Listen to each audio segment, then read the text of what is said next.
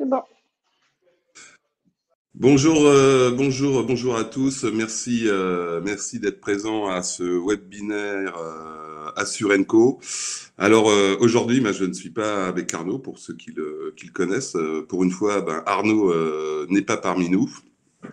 Et il tient à vous dire quand même un petit mot parce que c'est la première fois depuis 2009 qu'Arnaud manque un webinaire Assurenco, une session Assurenco plutôt, et donc il a décidé de vous passer un petit bonjour à sa façon.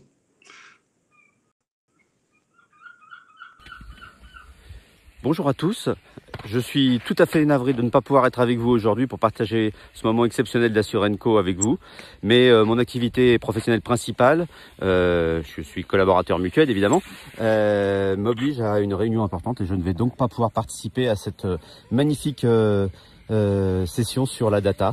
Je vous souhaite de prendre beaucoup de plaisir, je vous laisse avec Stéphane et moi oui, j'arrive, on m'appelle pour la réunion, je vais y aller, je vous laisse, au revoir, à bientôt. Voilà, ça c'est fait. Hop, allez, on y va.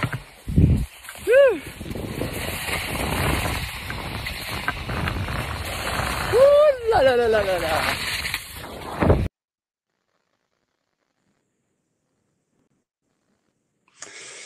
Voilà, donc on souhaite une bonne réunion à Arnaud, hein, bien sûr. Donc c'était un petit clin d'œil, bien sûr. C'était un petit sketch. Hein. Arnaud a une réelle réunion. Ça a été tourné la semaine dernière, mais Arnaud est bien bloqué avec Mutuel sur un sujet d'importance. Alors, ce webinaire Assurenco s'oriente autour de la data. La data, on a beaucoup parlé. On l'a qualifié d'or noir. Elle est partout maintenant, elle est partout présente dans notre monde, elle est personnelle, elle est publique, elle est d'entreprise, elle est transactionnelle et de sa qualité, de sa fiabilité, de sa pertinence. En fait, aujourd'hui, tout le monde en est vraiment dépendant. Et ça va être une source d'efficacité de plus en plus importante pour l'évolution de la relation client, pour l'efficience des algorithmes, la performance de l'intelligence artificielle et toute notre vie, surtout professionnelle, elle est un peu dictée par ce petit atome. Hein. La data, c'est l'atome de la matière, je dirais. Et toutes les décisions, les orientations stratégiques, sont issues de cet élément. Et donc, on voit bien que c'est une sorte de nanoparticule qui est absolument maintenant incontournable, qui pèse énormément. Et il faut, peut-être que c'est de l'or noir, mais maintenant, c'est un élément qui devient très très central, au même titre que les hommes, hein, qui disposent de ressources humaines, d'une section ressources humaines d'entreprise. La data, est-elle un actif de l'entreprise à part entière?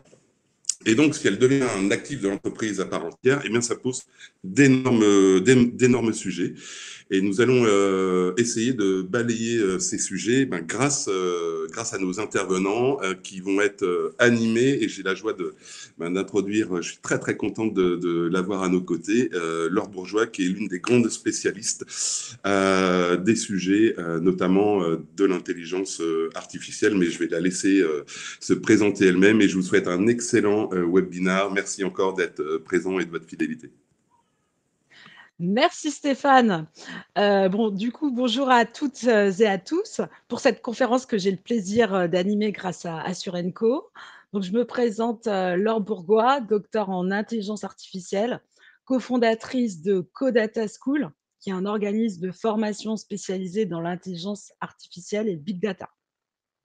Du coup, comme l'a si bien énoncé Stéphane, le thème de la conférence, c'est la data, un actif stratégique, un nouveau management que doivent intégrer les entreprises.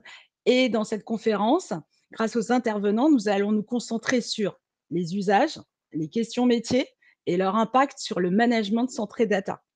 Vous pouvez poser des questions sur le chat en bas à droite et nous prendrons 10 minutes à la fin de la conférence pour y répondre. Donc, pour rappel, l'assurance a toujours été un métier de la data Il est encore davantage aujourd'hui, la data est en particulier au centre de nouvelles préoccupations relativement à l'acquisition des clients. Et à l'heure où la concurrence entre les assurances s'accroît, analyser les comportements des individus dans leurs moindres détails grâce à la collecte de données est devenu critique. Le raz-de-marée de la digitalisation implique une adaptation des assureurs, en particulier sur la course à la rédaction des marges. Cette adaptation, elle est d'autant plus nécessaire que les compagnies subissent de plein fouet la concurrence des startups de la surtech et restent dans la peur de l'immixtion des GAFAM, Google, Amazon, Facebook, Apple et Microsoft. Autrement dit, il s'agit d'analyser grâce au big data l'ensemble des paramètres clés afin de proposer des offres sur mesure, comme nous allons le voir, à forte valeur ajoutée pour limiter, entre autres, le taux d'attrition. Une méthodologie orientée data en amont est donc indispensable. Et enfin, la data, elle présente des risques démultipliés par l'usage et la puissance des nouvelles technologies, en particulier celle de l'intelligence artificielle.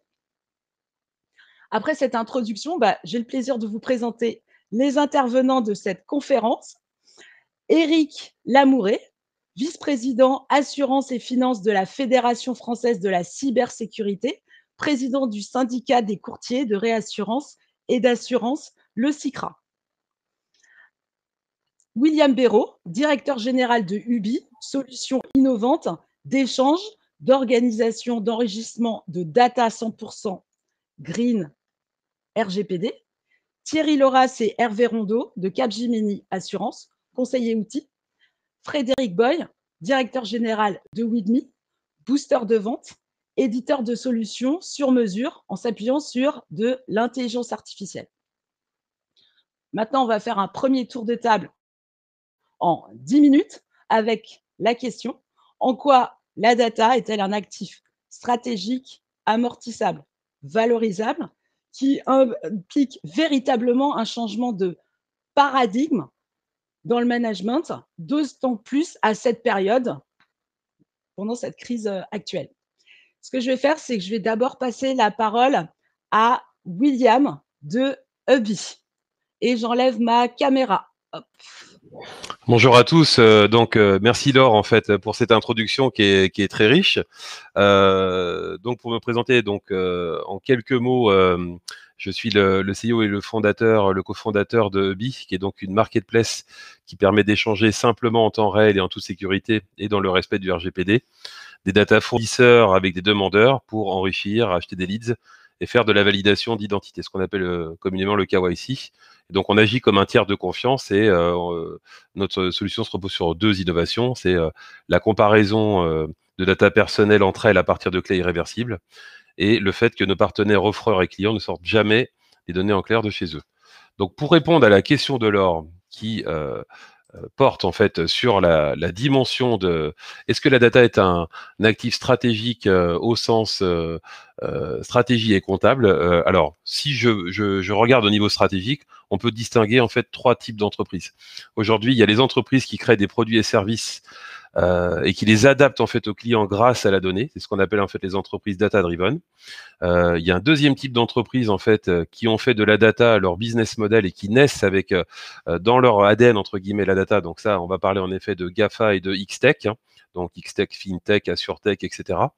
Et puis, il y a un troisième niveau, c'est les entreprises qui perdent de l'argent à cause de la donnée, parce qu'elles rentrent en fait dans des gestions de crise, donc soit des amendes réglementaires, soit des risques cyber. Donc on peut citer Saint-Gobain, on peut citer d'autres entreprises plus petites, des PME qui ont eu ces cas de figure. Concernant l'actif comptable, donc mettre de la valeur ajoutée en fait sur vos données, ça vous permet quoi? Ça vous permet d'abord de gagner plus d'argent parce que vous avez une meilleure connaissance et donc une meilleure exploitation de vos données. Ça permet de valoriser le capital client de l'entreprise qui se traduit par une augmentation de la valeur des actifs de l'entreprise. Ça permet de pouvoir également, donc puisque c'est comptable, amortir en fait ces investissements. Donc on peut lisser dans le temps ces investissements. Et ça permet aussi d'éviter des amendes prévues par la législation et les organismes de contrôle qui peuvent aller jusqu'à 4% de votre chiffre d'affaires. Donc c'est pas une petite affaire. Et enfin, ça permet d'éviter et d'être la cible de cyberattaques qui peuvent mener à l'arrêt complet d'une entreprise, voire jusqu'à la faillite, quoi. Voilà ce que je voulais dire sur cette question. Alors, merci William. Après cette présentation, je vais passer la parole à Frédéric de With.me. Oui, bonjour à tous. En complément de ta présentation, je dirais donc je suis le fondateur de With.me et on développe des solutions pour les acteurs de l'assurance, des mutuelles et du courtage pour mieux vendre leurs produits financiers en ligne. Voilà. Donc nous, la data, c'est un enjeu qui est depuis le départ pris en compte à la fois dans nos solutions et dans la manière dont on les déploie chez le client. Et on y reviendra un petit peu plus tard, mais ça couvre différents aspects. On ne parle pas seulement de la data en interne, celle qui est détenue par l'assureur, mais aussi des data qu'il peut aller récolter ailleurs et qui vont faire toute la valorisation et toute l'intelligence artificielle de ces solutions. Par rapport au contexte actuel dont tu parlais, qu'est-ce qui est vraiment prégnant pour les assureurs aujourd'hui autour des enjeux de la data? Je dirais que ce qu'on voit principalement, ce sont l'émergence d'usages distanciés qui étaient déjà présents. Hein. Beaucoup de clients commençaient à souscrire leurs produits et à gérer leurs relations assurantielles essentiellement sur Internet. Mais là, ça se développe à une vitesse vraiment exponentielle. Et aujourd'hui, énormément, on était avant autour de 20%, mais ça s'accélère. Énormément de produits sont souscrits directement en ligne par les assurés. Donc, qu'est-ce qui se passe? Bien, la connaissance client, elle s'évapore. Si on est moins en contact avec son conseiller, si on est moins en lien avec son assurance, si on se connecte sporadiquement sur un compte Internet, à ce moment-là, la connaissance client s'éparpille, elle est un petit peu partout. Et donc, l'enjeu pour l'assurance aujourd'hui, c'est d'essayer de savoir qui sont ses clients, quels sont leurs moments de vie, à quel moment je peux m'adresser à eux, quels produits sur quels produits vont-ils être appétents, comment je peux évaluer si le risque a changé chez eux, est-ce que quelque chose s'est passé dans leur vie qui fait qu'aujourd'hui, je dois les considérer d'une autre manière. Tout ça, je pourrais le savoir en effet en traitant intelligemment mes données, en rassemblant toutes les données dont je dispose en interne, même celles qui peuvent paraître farfelues. Je récupère toutes les données, je ferai le tri, je me débarrasserai de celles qui ne seront pas de bonne qualité, je garderai celles qui sont de bonne qualité, j'essaierai de les interpréter. Mais aussi, aujourd'hui, ça ne suffit plus. Voilà, dans le contexte actuel, ce qu'il faut, c'est agréger aussi des données externes. Donc, quand on parle de données externes, on parle de données agrégées. Nous, on est agrégateur de comptes bancaires depuis l'année dernière. Donc, c'est une brique qui était essentielle à notre développement. C'est toute notre vie, en fait, aujourd'hui, elle est décrite sur nos comptes bancaires. Si je regarde vos relevés des 3 derniers mois, je vais pouvoir en déduire énormément de choses sur votre mode de vie, votre situation, votre couverture de risque, votre appétence à des produits financiers, etc., votre profil d'épargnant. Donc, en fait, aujourd'hui, ça, c'est devenu un élément clé. Donc, capitaliser sur les données externes pour agréger de la connaissance client. Et je pense aussi aux impôts, à tout ce qui est passeport digital, santé, tout ce qui est en fait open data aussi. Tout ça, si on peut croiser tout ça avec les données dont on dispose en interne, c'est là qu'on va faire émerger l'intelligence artificielle. Et nous, on combine aussi à ça, et ça c'est très important aussi, c'est tout ce qui est la donnée contextuelle, c'est-à-dire le moment précis, à l'instant T, où se situe l'assuré. Est-ce qu'il est dans une démarche d'adhésion, de curiosité pour les produits? Est-ce qu'il est en déplacement? À quel endroit il se situe? Etc. Quel device il utilise? Tout ça, ça va rentrer. Toutes ces infos-là, elles doivent se croiser à un certain moment et elles doivent faire du sens. C'est ça l'intelligence artificielle, c'est ça les enjeux d'aujourd'hui. Et en effet, la crise les démontre de manière encore plus significative. Oui, mais ça ne peut pas forcément remplacer comment dirais-je? Ça ne veut pas forcément remplacer la prise de décision d'un décideur, en fait. Ça peut être un outil. Non, absolument pas. Non, absolument pas. Et d'ailleurs, ça va constituer la base sur laquelle le décideur va prendre ses décisions. C'est lui qui pilote cet agrégat de données pour lui donner du sens. C'est tout l'enjeu. Eh bien, très bien. Je vous remercie, Frédéric. Je vais continuer parce qu'en fait, je vais donner la parole à Eric maintenant. Parce qu'il faut, comme j'avais dit, 10 minutes. On va accélérer. De toute façon, je ne vais pas revenir sur ce qu'ont très bien formulé Frédéric et William. Donc moi, en tant que dirigeant de groupe de courtage et donc utilisateur, j'ai évidemment recours à toutes leurs sciences et leurs applicatifs et leurs solutions. Mais toutes ces data, ce big data, encore faut-il le protéger. Donc aujourd'hui, j'interviens plus sous ma casquette, bien évidemment, de président de syndicat de courtiers d'assurance, donc pour l'ensemble de mes confrères et moi le premier, et en tant que vice-président assurance et financement de la Fédération française de cybersécurité. Très rapidement, gérer les data, encore faut-il les protéger, assurer leur intégrité. Et la Fédération française de cybersécurité, face au manque évidence de maturité dans l'ensemble et d'une façon générique du marché, est là pour épauler les dirigeants, évidemment de toutes les entreprises, mais plus particulièrement des TPE et des PME, avec en cours de rédaction pour une mise en application la plus rapide possible d'un projet de loi qui accompagnera sous des formes fonds de soutien, je ne vais pas entrer dans le détail, ça sera l'objet de la proposition de loi, voire directement passer au sujet de la loi de finances, pour épauler les entreprises à aller plus vite. Juste sur le sujet, je répète, entièrement d'accord avec mes deux amis qui sont intervenus précédemment. Moi, je dirais quelque part, le patrimoine de données, la question, bien évidemment, que c'est un pan stratégique, mais c'est surtout un actif essentiel. Et pour faire court et rapide, aujourd'hui, la stratégie, c'est bien, il faut anticiper, il faut orienter l'entreprise vers son développement, vers ses conquêtes de nouveaux marchés, et d'une façon d'autant plus appropriée que vous utilisez toute la data, améliorer les performances économiques intrinsèques par les établissements de reporting, utilisation des KPI, tout le monde connaît ça, mais surtout aujourd'hui, s'il n'y a plus de données ou si elle est attaquée, eh bien, votre entreprise, elle n'existe plus. Donc, le but n'est pas d'avoir un caractère anxiogène de mon intervention, mais il faut en être conscient. Voilà. Merci, Laure. Merci. Merci, Eric. Donc, je vais passer la parole à Thierry de Capgemini. Oui, bonjour. Bonjour, Laure. Merci et bonjour à tous. En fait, Capgemini donc intervient dans le monde de l'assurance auprès de différents acteurs et des grands acteurs. Et donc moi, ce que j'ai envie d'ajouter, c'est que ce qui change aujourd'hui, c'est véritablement le contexte concurrentiel qui impose aux assureurs de relever 4 nouveaux défis. Le premier, c'est la bataille de l'expérience client. Donc comment donner à ses clients une expérience à la hauteur des standards actuels. Le deuxième, c'est l'automatisation des processus de gestion pour gagner en efficacité opérationnelle et effectivement contenir les coûts d'opération. Le troisième, c'est le développement de nouveaux services avec l'innovation, l'assurance à la demande, l'utilisation des objets connectés pour personnaliser des offres d'assurance ou orienter l'action de l'assureur sur une offre de prévention vis-à-vis de ses clients. Et puis, bien évidemment, quatrième point, c'est l'efficacité commerciale. Comment proposer la bonne offre au bon moment dans un contexte très particulier où les produits d'assurance qui sont loin d'être des biens de consommation classiques nécessitent vraiment une connaissance fine et une compréhension à la fois des assurés, de leur comportement et puis de leurs préférences de consommation. Donc la data, c'est évidemment un levier indispensable pour gagner en compétitivité sur ces 4 domaines. Et c'est en ce sens que la data est un patrimoine et un actif sur lesquels les assureurs doivent investir. Très bien.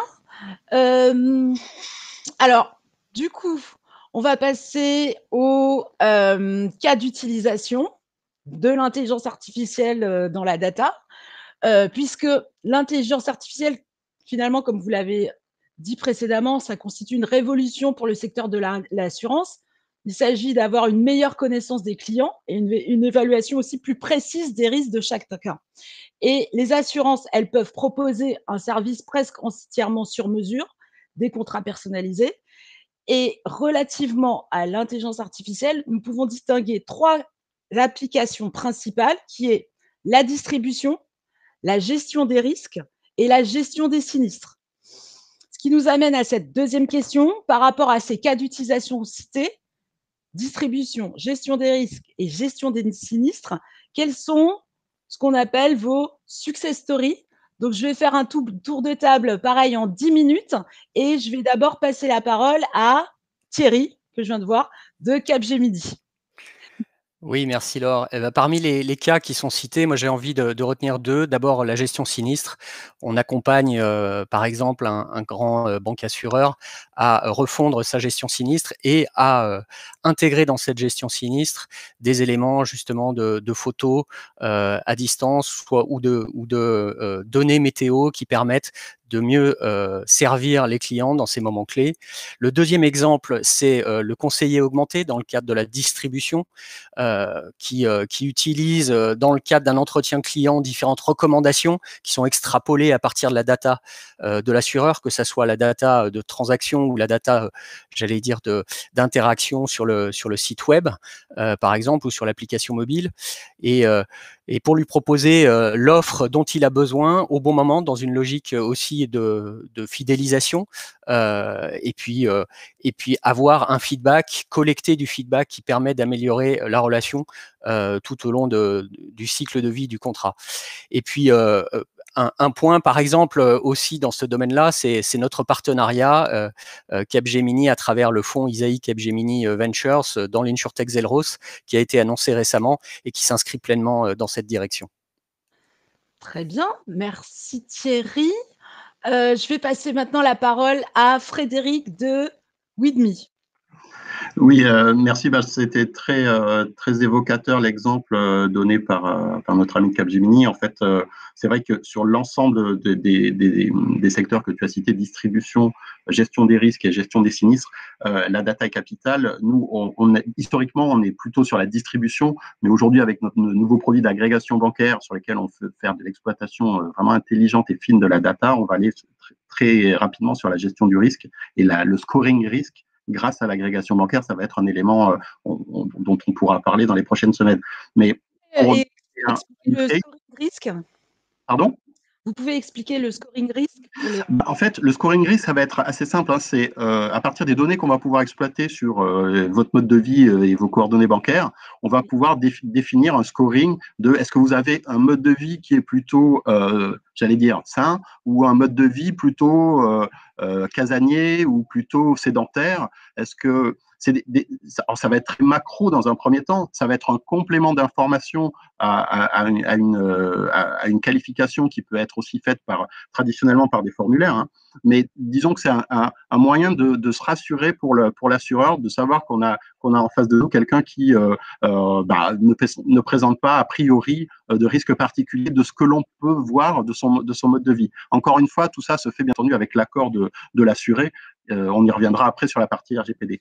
Mais juste en deux mots pour la success story, j'invite nos amis qui sont avec nous sur le webinaire à regarder ce qu'on a fait pour AXA, ce qu'on fait encore avec eux. Il s'appelle easyprojet.com. C'est en fait un site d'agrégation de situations d'épargne retraite et épargne salariale. Et en fait, c'est un très bon exemple j'en parlais tout à l'heure, de comment on croise toutes les données à un instant T pour leur donner du sens. En fait, on fait une simulation en temps réel de ce que vous allez gagner presque à l'euro près lorsque vous serez à la retraite, en récupérant des données de votre épargne retraite, votre épargne salariale, des données qu'on va récupérer sur la CNAF de vos points retraite, vos avis d'imposition qui nous donnent des informations aussi sur votre situation patrimoniale. Et donc tout ça, on le croise et on peut dire, voilà, à la retraite, vous allez vous en sortir de telle manière parce que vous aurez un capital qui va vous permettre de gagner tant, et puis vous aurez un revenu mensuel qui sera de temps, etc. Donc ça, on peut, en croisant toutes ces données, on leur donne du sens. Et encore une fois, il faut penser aussi aux bénéfices utilisateurs. Là aussi, on aura l'occasion d'en reparler. Très bien. Eh bien, merci Frédéric. Et je vais passer la parole à Eric. Donc, Eric, hop. Oui. Oui. Donc, success story, c'est peut-être un peu présomptueux, mais en tout cas, en fonction de l'utilisation de l'ensemble des services, soit internalisés au niveau du groupe, là, donc d'un point de vue opérationnel, ou par l'intermédiaire de prestataires et partenaires de confiance. Ma spécialisation, une de mes spécialisations opérationnelles étant la gestion des loyers impayés. Bien évidemment, si on reprend le triptyque, Laure, que tu as annoncé en préambule, au niveau distribution, pour bien distribuer, il faut savoir identifier, en l'occurrence, les locataires qui vont occuper, je dirais bien, des propriétaires investisseurs, et savoir s'ils n'ont pas fait une erreur dans leur déclaration ou s'ils n'ont pas, d'une façon volontaire, malheureusement, malheureusement, ça existe, essayer de frauder en se faisant passer pour plus riche, avec des emplois stables, qui n'est pas un critère déterminant ou discriminant, mais en tout cas, c'est un qualificatif.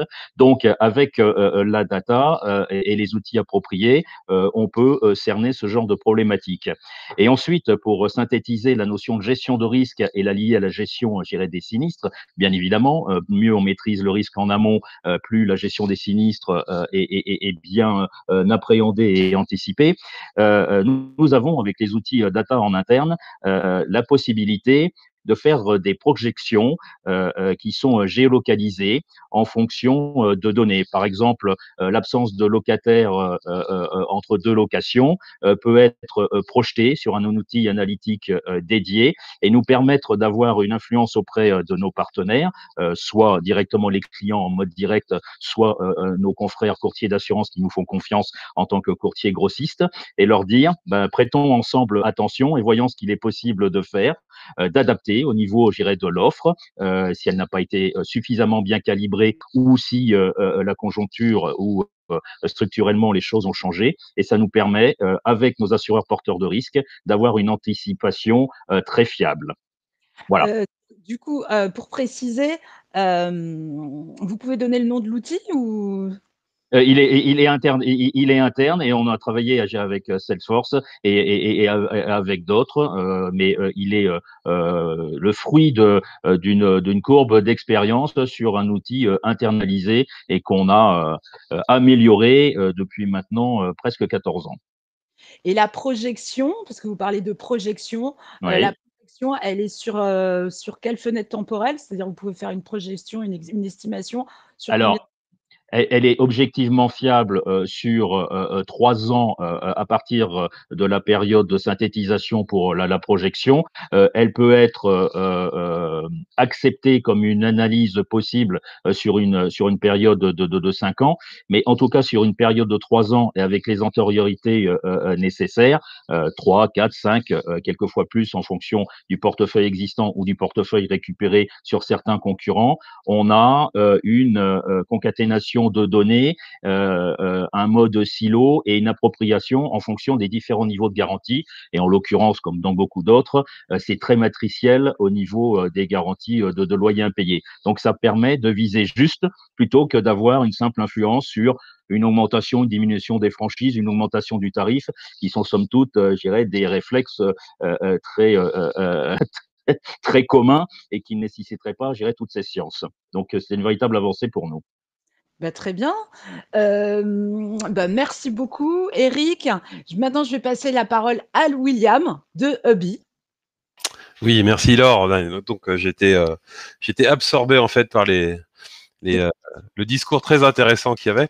Donc, nous concernant en fait en termes de cas d'usage, je dirais que comme on est une marketplace data et qu'on a la chance en fait de profiter, je dirais, de la force de nos partenaires pour pouvoir répondre à de multiples cas d'usage data. Je peux vous donner quelques exemples de ce qu'on a fait. Donc, pour des courtiers en assurance, on a pu fournir en fait des offres sur mesure de leads qu'ils n'arrivaient pas à trouver. Donc, c'était donc avec un petit peu ce que fait Frédéric, c'est-à-dire avec l'agrégation de data, donc on peut évidemment réaliser multidimensionnel. On est en train de répondre également en fait à un grand groupe français donc qui possède 5 métiers différents. Et ces métiers, en fait, il ne peut pas malheureusement, pour des raisons, on va dire, de concurrence européenne, il ne peut pas les cruncher. Donc, il a mis ces datas en fait à disposition du public et donc maintenant il peut en fait faire tout ça. Donc, ce qu'on lui a mis en fait comme à disposition comme solution, c'est avec une seule plateforme avoir la possibilité donc de corriger, de normer, d'unifier la data en toute sécurité. Ça veut dire que une personne qui est dans un système d'information d'une branche, on va savoir qu'il est également en fait dans l'autre branche, etc. Et ça, vraiment, je dirais quelques jours d'installation. Pour les banques et les institutions aussi, donc on travaille en fait sur les crédits pour vérifier la bonne existence des datas personnelles. Donc c'est aujourd'hui quelque chose qui est de plus en plus demandé. Donc on va contrôler. Oui, tout à fait. C'est-à-dire que nous, on va vérifier non seulement qu'en fait votre email est bien conforme au sens data quality, mais on va vérifier qu'il y a bien un William Béraud à telle adresse email quelque part. Donc ça évite des fraudes, on en parlera sûrement tout à l'heure, mais qui arrivent de plus en plus souvent et qui nécessitent pour les entreprises de mettre en place des plans d'action qui sont indispensables. Et enfin, on est en train de créer aussi des cas d'usage qui n'existaient pas jusqu'alors. C'est de laisser la possibilité aux entreprises, pour pouvoir financer en fait tous leurs travaux data, de rémunérer leurs data sans les divulguer. Et ça, c'est une grande avancée, parce que derrière, on se rend compte qu'on peut faire, et vous êtes spécialiste lors de l'intelligence artificielle, pour que l'intelligence artificielle fonctionne, le préalable, c'est d'avoir des données évidemment saines et fiables, mais c'est d'en avoir beaucoup. Et donc, l'idée, c'est de faire des modèles qui tiennent la route. Si on a 300 données, enfin, c'est difficile de modéliser quelque chose. Donc ça, c'est des choses qu'on permet de faire aux entreprises. C'est-à-dire, on leur dit, mais en fait, vous pouvez, avec votre capital client, mettre dans toute sécurité, encore une fois, parce que c'est le principe de BI, il n'y a aucune donnée personnelle qui circule dans le tiers de confiance que nous sommes, mettre à disposition en fait des entreprises pour qu'elles viennent faire en fait des modèles dessus, sans avoir à divulguer l'information personnelle et sans avoir à sortir les données en fait personnelles. Ça, c'est quelque chose d'intéressant, parce que ça veut dire que ça vient financer quelque part tous les travaux dont on parle, de sécurité, d'augmentation de valeur, etc. Voilà un petit peu. D'accord. Eh ben, très bien. Très bien, très bien. Et pour faire la transition et pour expliquer un petit peu et pour rappeler, parce qu'on parle beaucoup de data, depuis 2012, en fait, on est entré dans l'ère du big data. Et quand vous parliez de véracité, volume, finalement, le big data, c'est quoi? Donc, c'est ce qui va permettre, entre autres, d'alimenter des outils d'IA. Et ça regroupe les caractéristiques suivantes que l'on appelle les 4 V. Le premier, c'est le volume. Donc, le volume des données, c'est exactement ce que vous disiez tout à l'heure, William. C'est en fait un modèle, il ne peut marcher que si on a un certain nombre de données.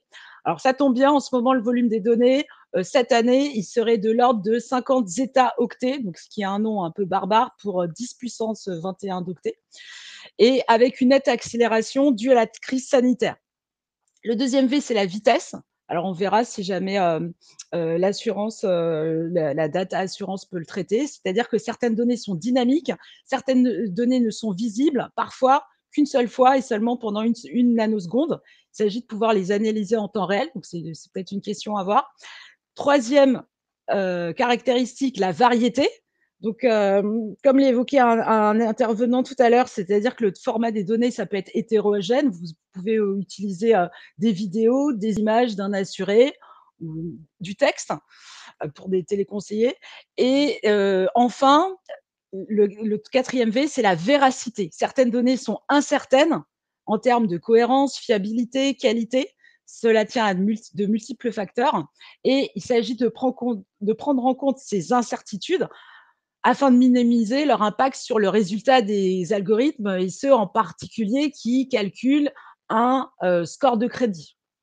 Bref, la donnée extraite, transformée, raffinée et traitée par des algorithmes d'intelligence artificielle, elle constitue une forte valeur ajoutée, c'est le 5e V, en particulier pour les assurances.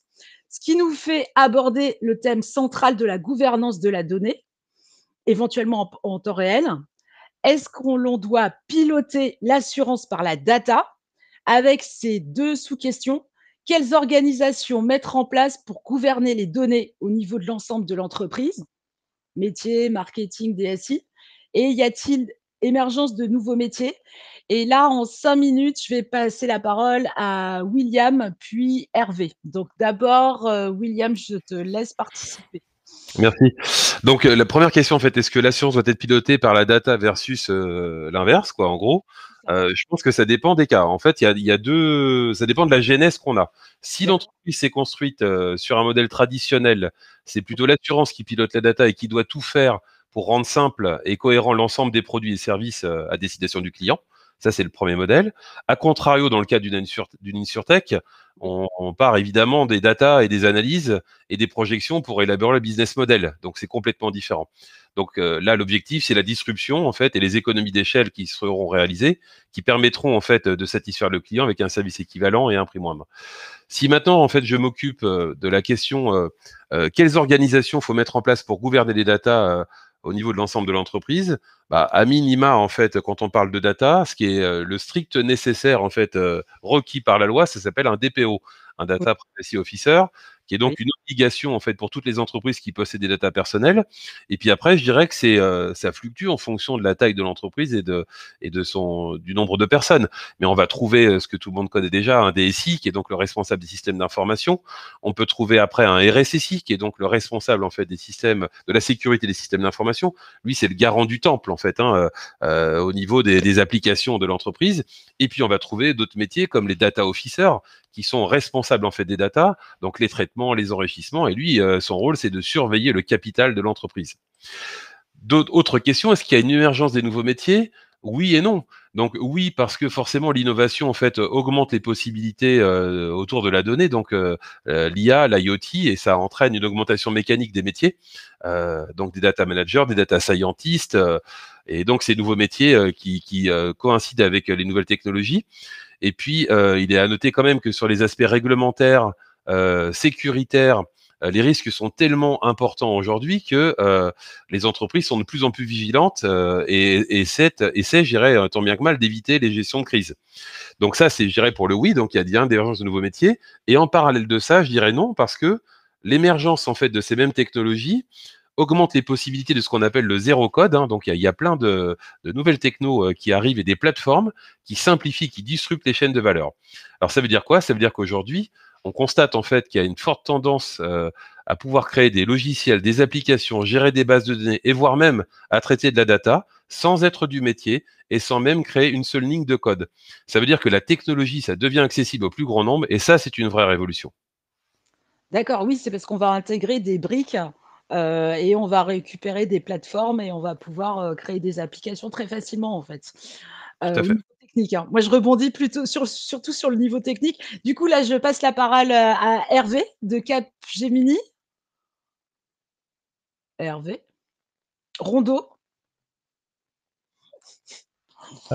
Oui, Voilà. alors, donc effectivement, moi je rebondirais sur quelques points là qu'évoquait William. Sur cette logique de l'assurance doit-elle être pilotée par la data, moi je dirais surtout que les assureurs ont l'opportunité de se transformer par la data. Alors William a distingué deux cas de figure avec les InsurTech, mais si on parle des assureurs en tant que tels, je pense qu'il faut vraiment qu'ils considèrent la data comme un moyen pour se transformer et pour accélérer leur transformation par rapport à tous les enjeux qu'ils doivent affronter, qu'on évoquait tout à l'heure. Et bien évidemment, pour ça, il faut se doter d'une ambition data, et ça commence par mettre en place une organisation. Alors nous, quand on intervient auprès de nos clients, il y a deux volets. Il y a un volet en général stratégique, pour donner les grandes lignes de la trajectoire data en lien avec la stratégie de l'entreprise, pour définir les enjeux qu'il faut accompagner, pour organiser la mise en place des moyens propres à la data. Et en premier lieu, il faut définir, alors William parlait des profils plutôt sécurité, mais en général, nous, ça passe par la mise en place d'un CDO. C'est quoi un CDO? Un Chief Data Officer, mais c'est quelqu'un qui est là et qui va pouvoir incarner la data dans l'entreprise et son impact sur la stratégie. Donc il faut que ce soit quelqu'un qui dispose de leviers réels, qui puisse dialoguer avec les métiers au niveau des directions, il faut qu'il soit leur alter ego en fait, et qu'il soit totalement intégré dans le développement stratégique de l'entreprise pour y intégrer les enjeux de la data. Et puis après l'aspect stratégique, il y a un aspect très opérationnel, de gouvernance et d'organisation. C'est souvent là d'ailleurs que se situe le plus grand effort, parce qu'il faut adapter toutes les pratiques quotidiennes autour de la data, ce qu'on appelle le data management, pour disposer de données connues, documentées, de qualité, priorisées, enrichies, etc., au service du développement d'usage à valeur à partir de la data. Et ça nécessite souvent la définition ou la redéfinition. Les entreprises, en général, ne partent pas de zéro autour de la data, mais de standards, d'outils, de processus, de modes de fonctionnement et de collaboration plus étroits entre les métiers et l'IT. Cette frontière tend à disparaître. Mais néanmoins, au travers de ces métiers propres à la gouvernance, de responsabilités très claires, c'est plus métier ou l'IT, mais ce sont des nouveaux rôles qui ont des responsabilités très spécifiques. Ça implique également de revoir la façon dont les projets sont instruits pour anticiper les problématiques data dès le démarrage. Et en général, tout ça, ça implique également la mise en place ou la reconnaissance de filières RH qui sont peu ou pas inscrites en tant que telles pour que le métier de la data devienne une réalité et se professionnalise et qu'il soit présent dans toutes les directions de l'entreprise.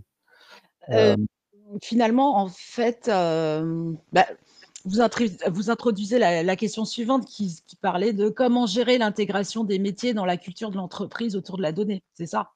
Oui, bah, c'était juste pour rebondir également sur ce que disait William.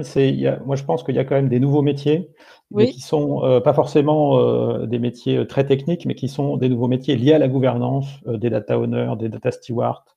Voilà, et liés également à ces nouvelles fonctionnalités IT, ces nouvelles possibilités IT qui modifient quand même un petit peu la façon de travailler Non, mais la data.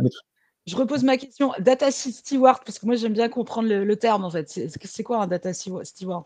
Mais c'est celui qui va, plutôt d'un point de vue métier, s'occuper et être garant de la qualité d'une donnée, par exemple, d'un domaine de données circonscrit, de s'assurer qu'elle est documentée, de s'assurer qu'elle est conforme d'un point de vue réglementaire, et qui va pouvoir accompagner un métier qui veut utiliser cette donnée sous toutes ses facettes, et qui va permettre justement d'en faire une donnée au sens patrimonial du terme, pour l'exposer pour des usages à valeur. Donc Voilà. c'est pas technique en fait, c'est plutôt C'est vraiment très organisationnel, effectivement. fonctionnel. D'accord. Du coup, je vais passer la parole à William en reposant la question comment vous gérez l'intégration des métiers dans la culture de l'entreprise autour de la donnée, puisque Hervé, j'ai l'impression qu'il a excusez-moi, qu'il a répondu d'une certaine manière à la question en fait. Oui, puis je pense qu'il a bien répondu, parce qu'en effet, il y a, au-delà de la dimension technique, il y a toute une dimension, je dirais, administrative de la data. On a quand même beaucoup de cahiers à remplir sur une data, on a des obligations légales.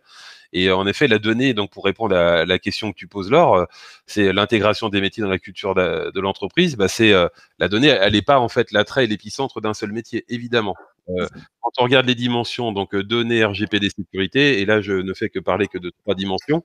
C'est 3 sujets en fait qui s'agrègent et qui sont l'affaire de tous. C'est pas l'affaire de certains dans l'entreprise et pas d'autres. Donc la donnée de contact, la donnée concernant les individus concerne donc tous les métiers qui travaillent autour du client, le marketing, le commerce, les services après-vente, customer success. Donc il y a des petits outils en fait, enfin en tous les cas qui se mettent en place dans les entreprises quand on a la chance de travailler dans le secteur, c'est instaurer une culture data. C'est ça en fait qui est important. Ça veut dire que il faut mettre en place des rendez-vous fréquents. Oui. Permettent d'abord de faire en sorte que les collaborateurs parlent la même langue. Ça veut dire employer le même vocabulaire. Qu'est-ce qu'un client, qu'est-ce qu'un prospect, un client actif, inactif, qu'on n'ait pas 10 interprétations différentes en fait de ce dont on parle. Et puis il y a aussi je pense quelque chose de très important, c'est de bien comprendre les enjeux. Ça veut dire à la fois c'est quoi les opportunités que représente en fait la data pour l'entreprise. Il faut l'expliquer à chacun, c'est-à-dire dire que à mon niveau, à chaque fois que je vais rentrer une information quelque part dans un système, j'ai une part de responsabilité pour capitaliser l'information, faire en sorte que ça soit fiable, mais aussi sensibiliser sur les risques de cybersécurité et les contraintes en fait RGPD, parce que encore une fois l'entreprise, je me souviens d'un de mes profs il y a longtemps qui me disait c'est une bourse auvergnate, il y a ce qui rentre mais il y a aussi ce qui sort quoi. Et donc si vous rentrez de l'argent et que vous en sortez autant parce que derrière vous avez des amendes et vous avez en fait des failles de sécurité énormes, ça fait très mal quoi. Donc il faut sensibiliser les gens. C'est vraiment les premiers en fait à être initiés, je dirais, à la data. C'est très très important ça. Afin de remporter leur adhésion en fait. Oui, et puis créer une culture data. Tout à l'heure, en fait, il a été dit en effet qu'il faut créer en fait au niveau RH des nouveaux profils. Moi, je pense qu'en effet, créer une culture data, ça se fait parce que on instaure au sein de l'entreprise, c'est une fonction stratégique, et on instaure au sein de l'entreprise une culture où tout à chacun connaît les usages de l'entreprise, connaît les opportunités, connaît les risques. Très bien. William, non, ne pars pas William parce que tu es le suivant pour l'autre sous-question. Faut-il déployer davantage d'agilité? Donc, on parle beaucoup d'agilité, mais là, ça va être l'agilité dans l'assurance et la data, et de réactivité autour de la data dans l'entreprise. Du coup, William, on continue avec toi. Alors voilà, évidemment que l'agilité, c'est un prérequis indispensable pour une entreprise et surtout en ce moment. Pouvoir réagir, pouvoir en fait remodéliser, pouvoir en fait être réactif par rapport à une situation, c'est quelque chose de fondamental. Nous, on pense que justement, en fiabilisant et en augmentant nativement la donnée, on trouve des gisements de connaissances qui permettent d'être plus réactifs face aux demandes des clients et donc d'adapter encore plus les produits et les services. Ça, c'est fondamental. Donc, on parle souvent, nous, et je reviendrai un petit peu après, c'est d'un concept qu'on appelle data ready. C'est-à-dire que, idéalement, la data ready, c'est la donnée est prête à l'emploi. J'ai pas besoin de chercher à voir si c'est bon, si c'est pas bon, si c'est fiable, si c'est pas fiable, si c'est conforme, si c'est pas conforme, si c'est légal, si c'est pas légal. J'ai tout préparé en amont pour qu'en fait, je ne travaille qu'avec ça. Et le gain de temps donc qui est apporté par des données qui sont plus dynamiques, sans avoir de prérequis techniques ou opérationnels, doit permettre en fait de libérer du temps aux équipes pour être focus sur la création de valeur. Ça veut dire qu'en gros, la data, si c'est bien géré, s'il y a une belle gouvernance, si c'est bien sécurisé, si c'est bien travaillé, s'il y a une harmonie entre les métiers front et les métiers en fait plus techniques, eh bien, on doit pouvoir se pencher sur la création de valeur et donc l'agilité. Donc, oui, pour moi, l'agilité est fondamentale et ce qui est fondamental encore plus, c'est d'avoir des données qui soient prêtes pour pouvoir se consacrer à la réflexion sur comment réagir face à une situation quelconque en fait qu'impose le marché. Merci, merci, merci. Eric, toujours sur l'agilité et la réactivité. Absolument. Entièrement d'accord. Oui, entièrement d'accord avec William. Il a parlé de Data Ready, il a parlé d'application des RH dans l'accompagnement des collaborateurs, quel que soit leur niveau de responsabilité au sein de l'entreprise. Je pense néanmoins, et je n'écorne pas les propos, et je suis à 200% d'accord avec William, mais aujourd'hui, on a encore, et dans la distribution d'assurance, et plus particulièrement dans le courtage d'assurance, trop d'entreprises qui sont encore dans un schéma organisationnel, on va appeler de type command and control, donc qui laisse très peu de place à des responsabilités individuelles et à l'autonomie. Une autonomie sous coaching, mais une autonomie. Or, en fait, est une entreprise agile et c'est indispensable aujourd'hui, d'autant plus aujourd'hui avec la crise sanitaire qui se transforme en crise économique, qu'il faut faire confiance aux collaborateurs et il faut accepter l'idée que l'on ne sait pas tout et qu'il faudra s'adapter. Bon, très bien. Donc, l'agilité des systèmes d'information et de la gouvernance des données, là aussi William l'a rappelé, c'est un sujet central pour les entreprises. Alors qu'on parle de data-centrique ou de customer-centrique, les deux sont réunis. Mais trop souvent encore, la thématique est réservée, et j'aimerais dire le contraire, mais au niveau des confrères et des analyses d'agilité systémique, etc., ça s'est encore vu très récemment. La DSI est omniprésente, omnipotente, et il est essentiel d'appréhender le caractère transversal de cette notion d'agilité. Et de nos jours, cette gymnastique a un impact sur toute l'entreprise. Alors, très clairement, et je ne suis pas le spécialiste, il y en a quatre autour de moi, je dirais, de la tech, et encore plus toi, Laure, en tant que hyper spécialiste de l'intelligence artificielle. Mais il faut donner accès à l'ensemble des contributeurs de l'entreprise, et pour ça, la virtualisation des données est essentielle.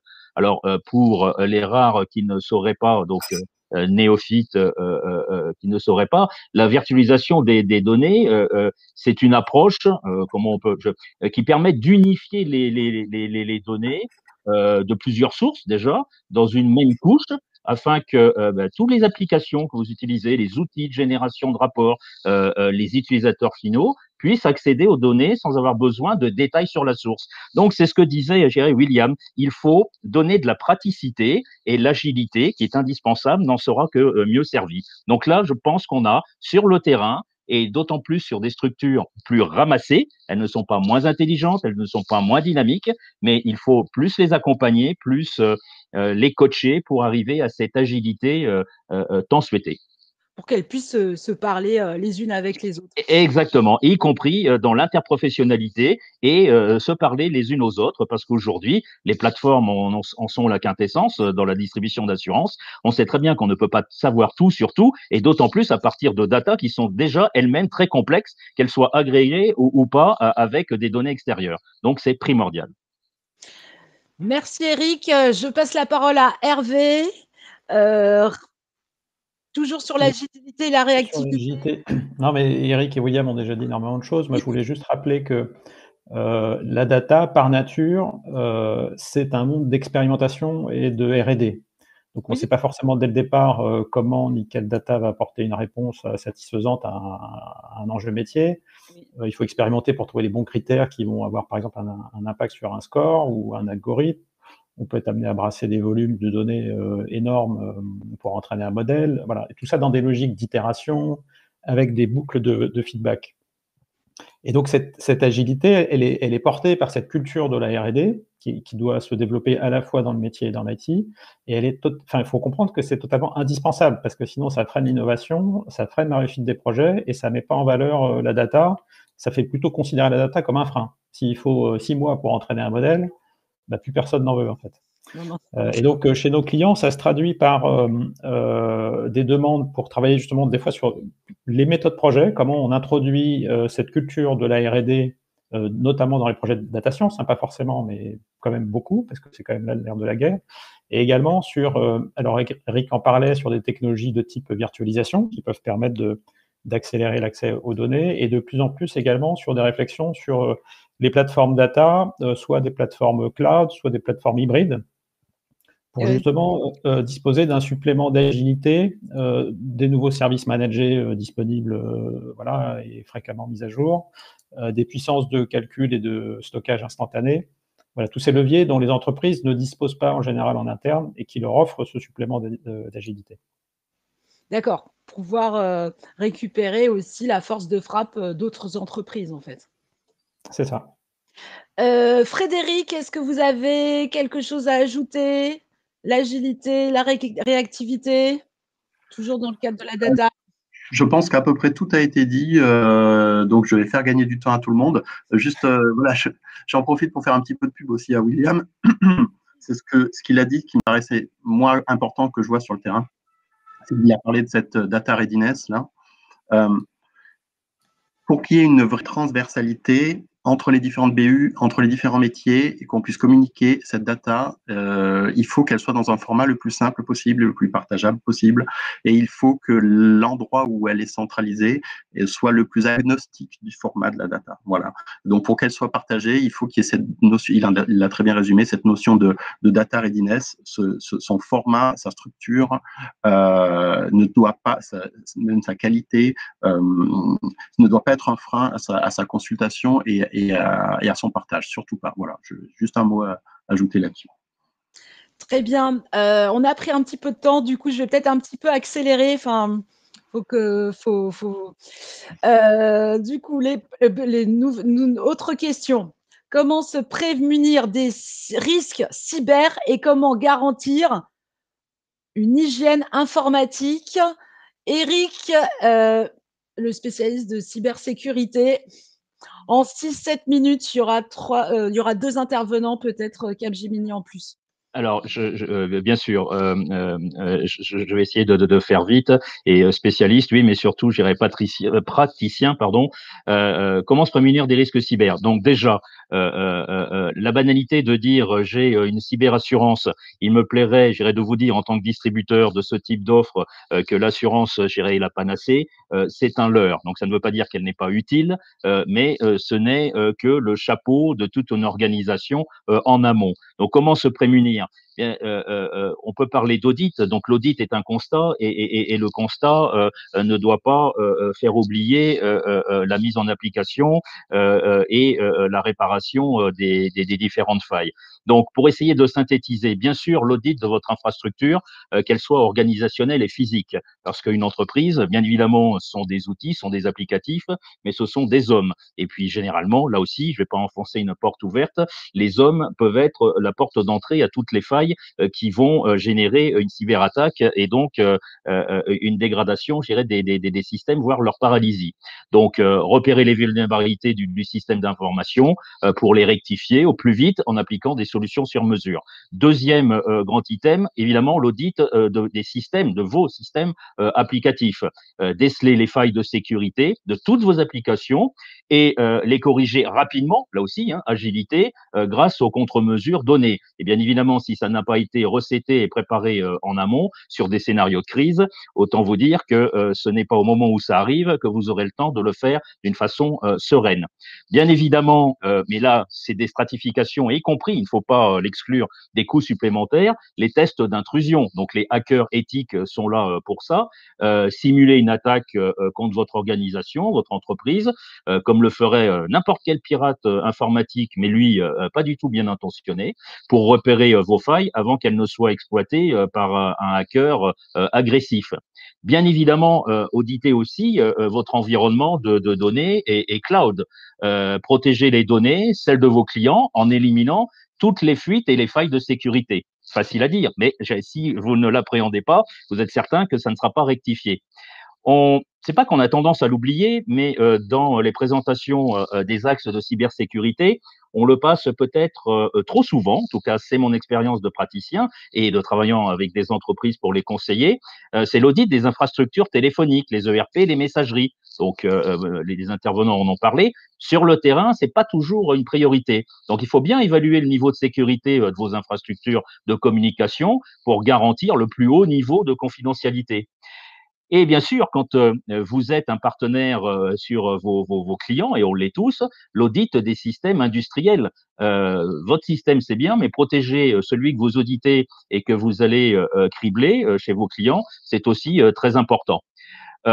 Enfin, et ça a été, j'y étais, on ne rentrera pas plus dans le détail, mais évidemment, les RSSI pour les entreprises qui n'ont pas les moyens de s'en offrir un, pardon de l'expression, ce n'est pas une entité, c'est un homme, mais ça coûte cher. Donc, il y a des RSSI à temps partagé et le coaching RSSI est aussi important. Proposer un consultant RSSI pour assurer toute la sécurité de vos systèmes d'information, ce n'est pas dénigrer votre prestataire informatique, c'est juste l'épauler et corroborer l'ensemble des analyses qui sont faites. Et plusieurs l'ont dit, je dirais avant moi, évidemment l'expertise RGPD. Il faut assurer la parfaite mise en conformité de l'entreprise avec RGPD. On a parlé des DPO, je n'irai pas plus loin. Voilà alors. Très bien. Finalement, le risque cyber, il entre un petit peu dans le processus d'agilité de la data dans l'assurance. Enfin, ce serait mon commentaire. Complète, oui, excellente, enfin, pré-conclusion. Alors, c'est, en tout cas, c'est mon avis à 200%. William de Hobby. Alors moi, j'ai bu aussi des paroles d'Eric parce que c'est vrai que c'est super intéressant ce qu'il dit et c'est tellement vrai. Il y a besoin de mettre une carapace en fait sur le SI, déceler n'importe quelle faille en fait. Et quand on voit aujourd'hui la formation qu'il faut faire aux développeurs pour comment dirais-je, les sensibiliser à des choses très simples. C'est comment en fait masquer dans les URL en fait un certain nombre de choses. Enfin bref, ça va très très loin quoi. Je veux dire la partie sécurité. En complément de ce que disait Eric, moi je dirais que je voudrais parler de deux choses. Je pense des fois on se méprend sur la sécurité. Bien sûr qu'il faut bétonner, il faut une super carapace en fait sur le SI de l'entreprise, mais la plupart des risques sécurité souvent en fait c'est de la négligence en interne humaine. Et donc, moi, je dirais qu'en fait, il faut conseiller aussi. Donc là, c'est pareil, ça peut passer par un conseil, un consultant qui vienne, en fait, je sais pas, une fois par mois pour vous sensibiliser un petit peu aux différentes attaques qui ont pu avoir lieu. Mais c'est souvent des trucs très simples. C'est votre mot de passe, en fait, qui change pas. Et donc, il faut que vous les changiez souvent. C'est de mettre en veille votre ordinateur toutes les minutes. Je sais pas si vous avez déjà vécu ça, mais c'est marrant. Enfin, nous, je sais qu'on l'a fait il y a 2-3 ans. Ça s'appelle les tests Chouquette. C'est celui qui éteignait pas son ordinateur. Un collaborateur envoyait un mail à tous les autres en disant bah tiens c'est Chouquette à volonté demain. Ça c'est des trucs qui sont très bêtes, mais en fait ça veut dire que la sécurité elle est pas seulement externe, elle est aussi interne. Donc ça c'est super important. Je pense qu'après en fait il y a beaucoup de choses qui sont dites dans le privacy by design en fait du RGPD aussi. Ça veut dire ça sert à rien de stocker des informations qui nous sont pas utiles. On ne stocke que ce dont on a besoin et ça c'est plutôt pas mal. Donc il y a une gestion intelligente entre guillemets de l'information. Et après en externe, moi en complément d'Eric, je parlerai en fait de choses que je vois souvent et qui pourtant sont des risques qui sont énormes. C'est de transférer des données personnelles en fait en clair. D'une boîte mail à l'autre, par exemple, ça c'est à proscrire absolument. On se rend pas compte de ce qu'on fait en fait quand on fait ça, mais si jamais votre mail est intercepté, vous rentrez dans une gestion de crise. Donc ça peut vous coûter 4% en fait à l'entreprise. Et donc pas de transmission de data par email. Et donc nous c'est pour ça qu'en fait c'était un axe de réflexion pour Obi, c'était de partir sur des données en fait personnelles qui sont dès le départ pseudonymisées. Ça veut dire ce sont des clés irréversibles. Je ne peux pas transcrire en fait l'information qu'il y a. C'est une clé irréversible et donc même si par le plus grand des hasards, mais ça peut arriver, l'information a été interceptée, le hacker ne peut rien en faire. Et ça, c'est des choses qui sont quand même très importantes aujourd'hui. Je sais que j'ai grand nombre de clients et de grands groupes qui ne veulent plus, sous aucun prétexte, sortir leurs données personnelles de chez eux. Donc, il faut bien qu'ils travaillent, pourtant, il faut bien qu'on échange des données. Il faut trouver une solution. Donc, c'est pour ça que je voulais venir un petit peu en complément de ce qu'a dit Eric tout à l'heure. Oui, finalement, le facteur humain est primordial. Il y a pas C'est que le super important et je pense qu'Eric aussi, on est tout à fait conscient. Capgemini, est-ce que vous voulez rajouter quelque chose sur le sujet? Écoute, Laure, je pense que tout a été dit, ou presque par William et Eric, donc je pense qu'on va avancer, si tu le veux bien. Oui, oui. Alors finalement, donc on a parlé de cybersécurité, de RGPD, de data management.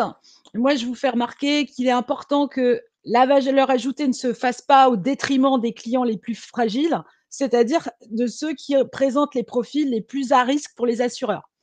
Autrement dit, comment vous limitez les biais des algorithmes qui calculent les scoring, les scores de crédit, pour parler en français. Et donc, comment gérer dans le secteur des assurances les principaux enjeux éthiques, qu'ils soient automatisés ou pas. Je passe la parole à Hervé de Capgemini. Oui, alors comme tu le disais, Laure, le monde de l'assurance ne fait pas exception à la règle. Il faut être extrêmement vigilant sur les enjeux de l'éthique. Oui. Et surtout dans le monde de l'assurance, qui se veut une industrie sociale, redistributive, solidaire. Donc, c'est pas la grande distribution à nouveau. Donc, c'est quand même un point extrêmement important. Alors, la prise en compte des aspects éthiques, comme le RGPD d'ailleurs, la partie sécurité, nous on a la conviction que ça passe par la mise en place de processus et d'une gouvernance spécifique, et notamment pour encadrer tout le lancement et suivi des expérimentations de data science. En veillant à assurer leur adéquation aux valeurs de l'entreprise, ça c'est forcément la première chose, mais également à garantir certains principes de référence qui sont l'explicabilité d'un algorithme, son auditabilité et la transparence, notamment dans le choix des datasets qui vont fournir la partie d'apprentissage. Alors par contre, désolé de vous contredire, il y a certains algos de machine learning qui sont pas encore explicables en fait. Donc du coup, ça. Non, mais il faut trouver les moyens. Après, ça peut être une décision aussi de l'entreprise de dire si on n'arrive pas à l'expliquer, du coup, celui-ci, on l'utilise pas. Mais il faut que ce soit mis sous gouvernance pour que chacun ait conscience justement de la nature de l'information que ça produit, du niveau d'explication qu'on peut apporter, et donc du niveau de contrôle qu'on peut avoir sur le produit fini. Si effectivement c'est pas visible, c'est pas mis sous gouvernance, chacun fait l'algorithme qu'il veut et puis l'a entraîné comme il veut et on n'a aucun contrôle dessus. Donc tout ça, c'est, encore une fois, on reparle d'organisation, de gouvernance. Alors nous, il y a quelque chose qui est intéressant avec Capgemini, on a des mécanismes internes, on a un institut, le Capgemini Research Institute, qui est là pour sonder en fait, comprendre et mesurer en fait les impacts du digital chez nos clients. Donc, on a fait une édition encore en 2020 pour faire un zoom particulier sur les entreprises orientées data et en quoi elles se distinguent. Et on a été frappé parce que dans cette étude faisait le constat que 14% seulement des dirigeants des entreprises du secteur public et de l'assurance avaient confiance dans leurs données. Alors, c'est extrêmement peu. Et bien évidemment, l'étude mettait en évidence, à contrario, que les entreprises dont les dirigeants avaient confiance dans leurs données, elles étaient 2 fois plus agiles, 3 fois plus susceptibles de monétiser leurs données, 2 fois plus capables d'exploiter le potentiel des données de manière transverse, par exemple dans une meilleure collaboration IT-métier, bref, de dégager beaucoup plus de valeur sur leurs données. Et donc, ce qu'il faut comprendre, c'est que ce sujet de l'éthique, c'est à la fois important en termes d'image, mais c'est également important, de même que la qualité des données, pour que les dirigeants de l'assurance reprennent confiance dans leurs données. Si vous leur expliquez comment fonctionne un algorithme, les résultats auxquels il arrive et que vous arrivez justement à les démontrer, les dirigeants reprennent confiance et du coup, ça libère leur innovation et ça libère les cas d'usage. Donc c'est à la fois un objectif à atteindre en soi, c'est l'éthique, c'est important, mais c'est également un moyen d'aller plus loin. D'aller plus loin. Frédéric de Widmy. Oui. Alors, en complément de ce que vient de dire Hervé, qui était très juste, le caractère éthique, c'est vrai, renforce la confiance des assureurs en leurs propres données, mais elle va renforcer la confiance des clients et des utilisateurs. Nous, alors, on parlait de RGPD rapidement aussi, ce qu'il faut pour aussi contribuer à rassurer les utilisateurs et les gens qui nous écoutent. Il y a une démarche éthique à faire de la part de l'assureur, de la part aussi du prestataire technologique qui va travailler avec lui et pour lui. Mais tout ça est quand même très régulé, très réglementé. Au-delà du RGPD, je prends notre cas personnel, on est agrégateur donc de données bancaires. On dispose d'un agrément qui nous est disposé par la CPR. Et la CPR nous impose des règles d'autorité de contrôle prudentiel et de résolution, qui est avec la Banque de France, qui nous surveille, il faut le dire les choses. Tous les trimestres, on doit reporter, on est audité en permanence sur les aspects sécurité et données personnelles. Ils sont très, très, très exigeants sur les données personnelles. Il n'y a pas très longtemps, il y a une start-up dans le paiement qui a été très sévèrement punie d'une amende de je ne sais plus combien, 200 000 €, je crois, pour un manquement à la sécurité des données personnelles de ses clients. Donc, on est très surveillé de par les agréments dont on dispose. Donc ça, c'est un premier point sur lequel je voulais rebondir. Ensuite, pour moi, il y a des éléments très importants du point de vue éthique. C'est qu'il faut, Hervé en a un petit peu parlé, il faut informer le client, l'utilisateur final en effet, des algos qui sont utilisés. Si les algos, on ne sait pas bien les maîtriser, si on ne sait pas comment ils fonctionnent, sur quoi on les a entraînés, eh bien alors on les utilise pas, ou en tout cas on n'en donne pas accès au public comme ça. Il faut pouvoir dire à l'utilisateur quel est le bénéfice-risque, qu'il va avoir comme information, comment on va pouvoir traiter intelligemment la donnée qu'il va nous proposer pour lui donner un bénéfice. Ça, c'est capital pour avoir son assentiment et son accord, et donc, d'un point de vue éthique, se sentir à l'aise avec ce comportement-là. Et un moyen de le faire, c'est d'utiliser une forme, je dirais, de discrimination positive. C'est-à-dire, on va vous dire, ben voilà, votre police d'assurance, on l'a calculée, elle est de temps, etc. Mais si vous nous donnez accès éventuellement à certaines données, peut-être qu'on pourrait vous faire une remise supplémentaire.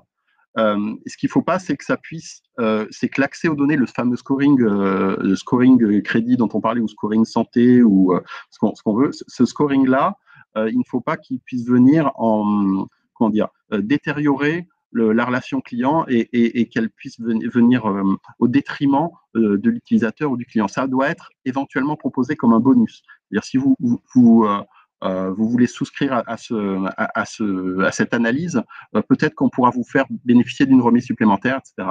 Mais là aussi, d'un point de vue éthique, faire attention de ne pas sanctionner, de ne pas donner l'impression à l'utilisateur que des données lui sont un peu extorquées, ou en tout cas lui sont captées à son insu pour, au final, peut-être le déclasser ou détériorer en tout cas son contrat d'assurance. Il faut vraiment être très sensible à ça. Je pense que les assureurs le sont. Mais voilà, on est en effet sur des questions émergentes. Hein. Tout ça, c'est très récent. Et donc, c'est aussi à chacun à définir envers sa propre éthique. Je sais que, par exemple, notamment les mutuelles, ils sont très sensibles. Certains mettent la barre très haut sur cette notion de sécurité des données personnelles, et je pense que c'est tant mieux, c'est un secteur qui est très sensible à ce sujet. Eh bien, merci Frédéric. Je passe la parole à William de Ubi. Oui, donc je pense qu'il y a beaucoup de choses qui ont été dites en effet sur l'éthique. Moi, j'aimerais rajouter donc un ou deux points. Je pense que le principal sujet, en fait, c'est de ne pas agir contre la volonté des personnes. Ça, c'est évidemment la base. Mais, leur vision. Voilà, mais quand je parle contre la volonté des personnes, ça va même plus loin. C'est-à-dire qu'aujourd'hui, moi, ce que je vois de plus en plus, et ce qu'on constate en fait avec l'équipe et avec nos partenaires et nos clients, c'est qu'on est en train de switcher.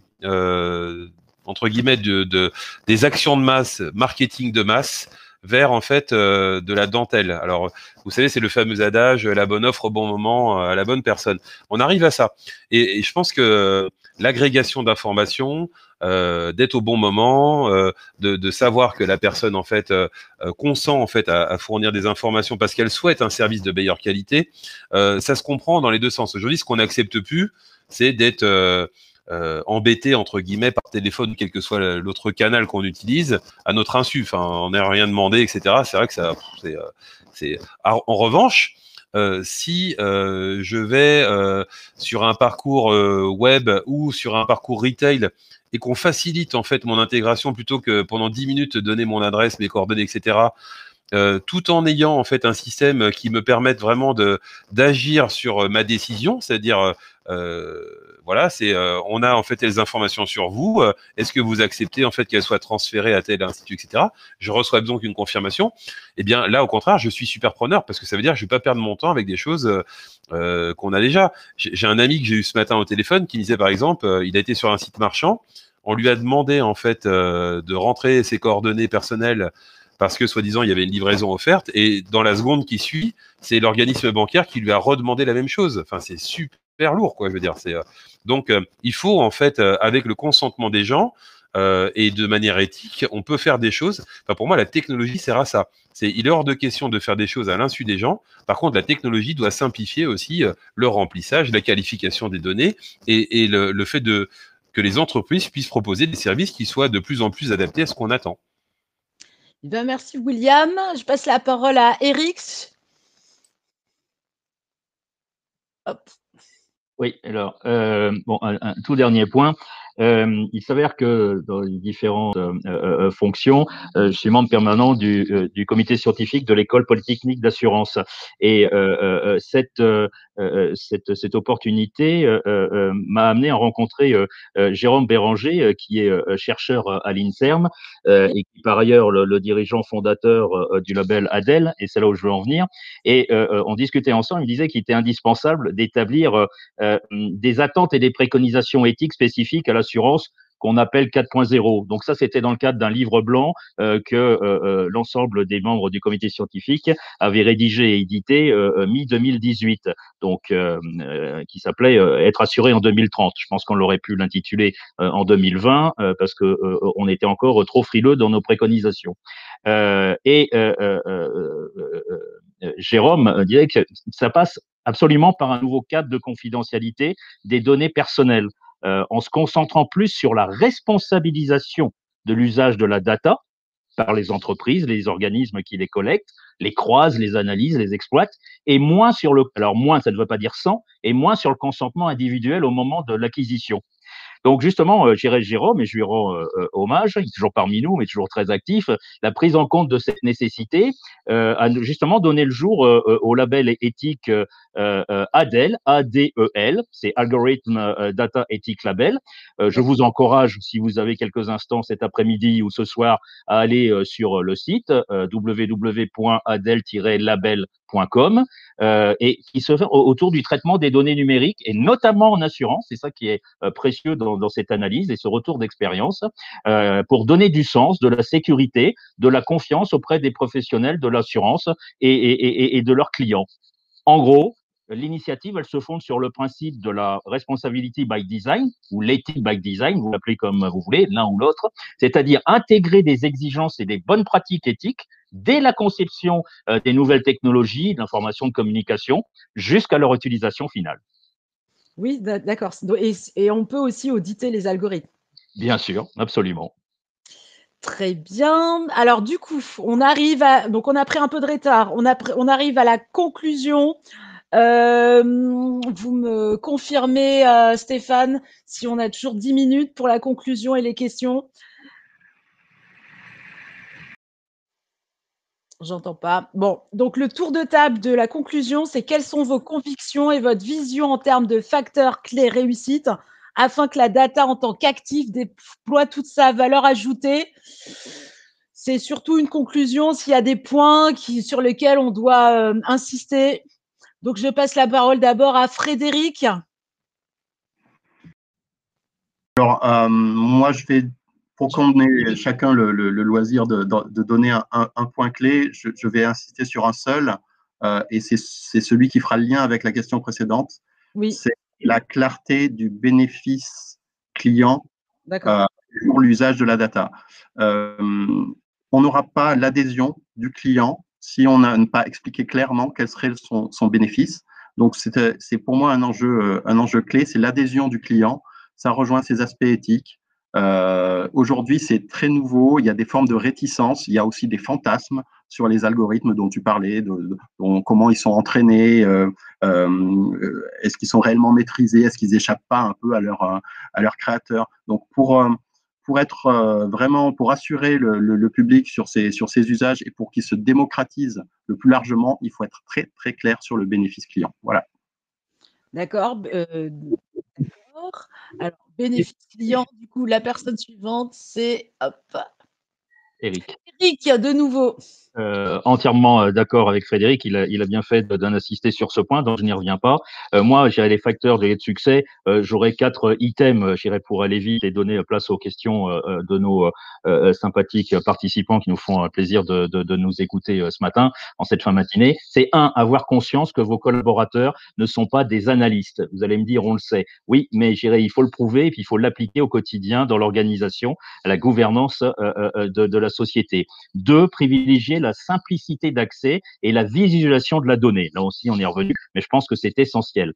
Il faut anticiper les questions de confidentialité et de sécurité. On reprend les items, je dirais, que nous avons détaillés antérieurement, et tout ça sous le couvert, évidemment, de RGPD de mai 2018. Oui, mai 2018, on en parle encore, donc ce n'est pas encore entré dans tous les esprits, loin s'en faut, et je parle pour ma corporation de courtier d'assurance. Et enfin, ça sera pas le seul, mais comme j'ai dit, 4e item, investir dans la formation. Tout ça, les facteurs du succès, bien sûr, c'est tout de suite, c'est maintenant, comme aurait dit Jared Aucun, mais c'est surtout à long terme. Il faut qu'on voit dans ce projet comme un marathon, plutôt comme un sprint, que ce soit pour l'interprétation des résultats ou l'utilisation de nouvelles fonctionnalités, y compris des fonctionnalités à partir d'algorithmes apprenants. Les actions de formation s'inscrivent dans la durée, mais il faut les faire. Voilà. Très bien, merci Eric. William. Alors, nous, en fait, nos convictions, c'est que, et ça rejoint un petit peu tout ce qui a été dit précédemment, c'est qu'il faut joindre l'utile à l'indispensable. Donc, aujourd'hui, on voit bien qu'en fait, les entreprises sont face donc à des enjeux considérables. Il y a à la fois, en fait, des exigences métiers qui sont donc en permanence en quête de solutions agiles, qui soient accessibles à tous et qui proposent des datas fiables, sûres, transparentes pour répondre à des besoins de correction, d'enrichissement, d'achat de liste, de vérification des informations. Et tout ça en temps réel, en fait, en accédant au plus grand nombre d'acteurs sur le marché. Donc ça, c'est l'exigence des métiers, en fait, front. Et en même temps, pouvoir garantir aux autres fonctions de l'entreprise dont on a parlé sur la sécurité et la conformité, qu'aucune information personnelle ne sorte en clair, que les droits des personnes soient bel et bien respectés, que l'éthique concernant les datas soit bien appliquée, que les conditions de sécurité soient effectives au plus haut degré. En fait, c'est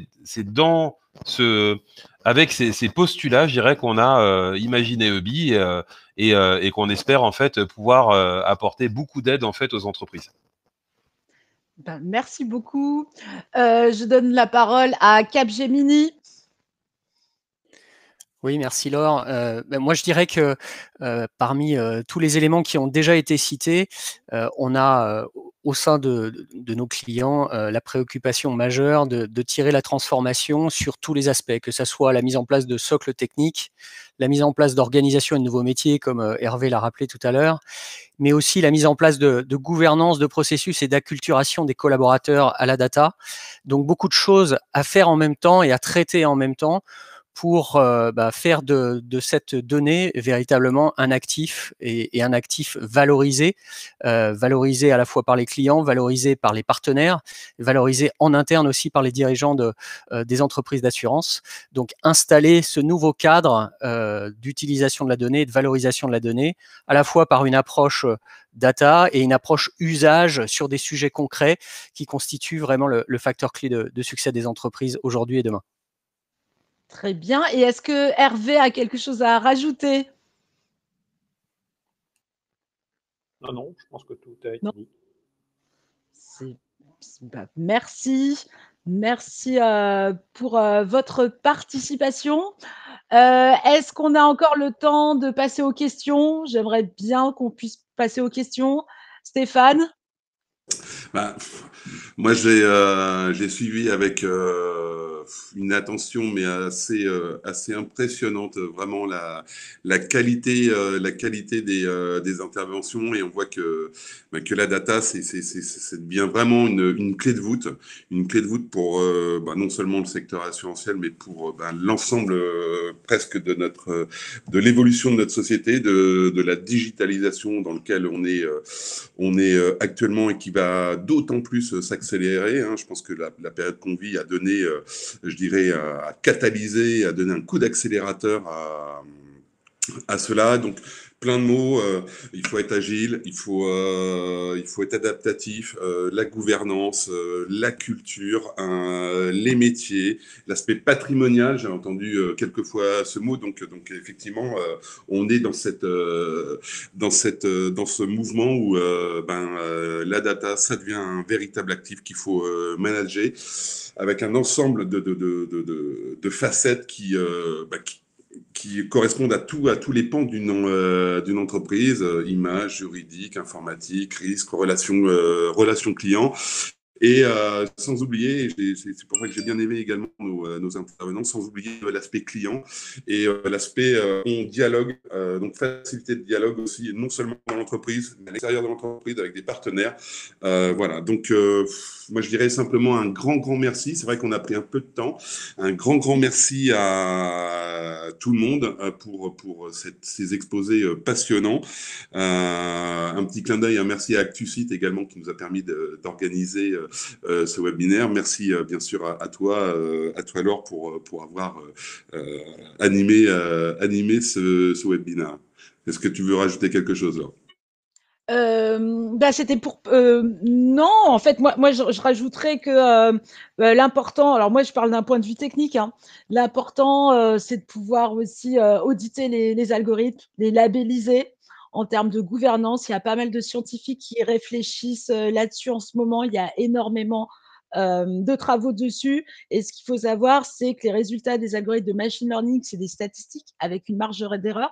Et ça peut être aussi intéressant pour les assureurs de dire voilà on a telle marge d'erreur, d'exposer leur marge d'erreur.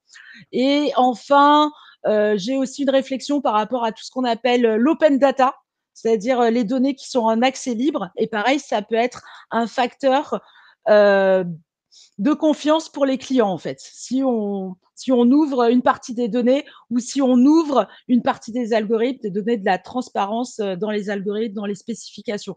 Donc moi, je parle d'un point de vue très technique. Je ne sais pas, alors s'il y a des questions, on a pris, je pense, on a débordé déjà de 22 minutes, donc je pense qu'on va pas reposer des questions. De toute façon, vous aurez le replay de ce webinaire très prochainement. Si vous avez des questions spécifiques, adressez-les-nous à Assurenco. On se fera un plaisir de les relayer auprès de Laure, des intervenants, Thierry, William, Frédéric et Eric. Pas de problème là-dessus. Donc on va se quitter encore sur une petite note d'humour, puisque Arnaud n'est forcément toujours pas parmi nous et c'est la première fois qu'il rate un Assurenco. C'est un petit sketch, il ne faut pas le prendre au sérieux, mais j'aimerais bien qu'on puisse se quitter sur ce petit sketch qui nous a fait un petit coucou. Bonjour à tous, je suis tout à fait navré de ne pas pouvoir être avec vous aujourd'hui pour partager ce moment exceptionnel d'Assurenco avec vous, mais mon activité professionnelle principale, je suis collaborateur mutuel évidemment, m'oblige à une réunion importante et je ne vais donc pas pouvoir participer à cette magnifique session sur la data. Je vous souhaite de prendre beaucoup de plaisir, je vous laisse avec Stéphane et moi j'arrive, on m'appelle pour la réunion, je vais y aller, je vous laisse, au revoir, à bientôt. Voilà, ça c'est fait. Hop. Allez, on y va.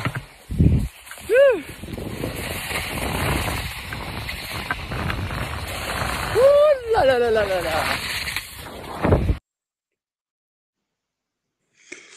Voilà, merci, merci à tous, merci à toi Laure, merci à William, merci à Thierry, merci à Hervé, merci à Frédéric et Eric. Je vous souhaite un excellent après-midi, une excellente journée, puis à très bientôt, puisqu'il y aura d'autres webinars d'organiser avec Assurenco. Merci beaucoup à tous, passez une excellente journée. Merci. Merci, bonne journée à tous. Merci. À très bientôt. À bientôt.